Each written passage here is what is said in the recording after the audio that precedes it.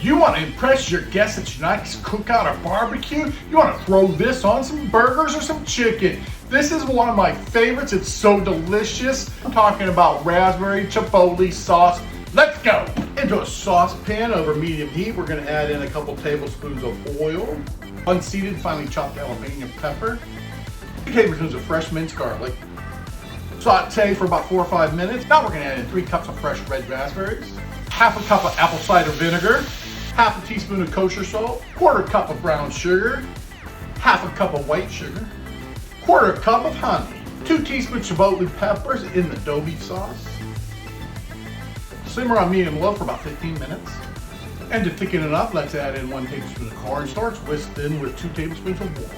Let's get some of this raspberry chipotle sauce on this burger. Now let's give this a try. You just said goodbye to bland food and hello to good food. Woo!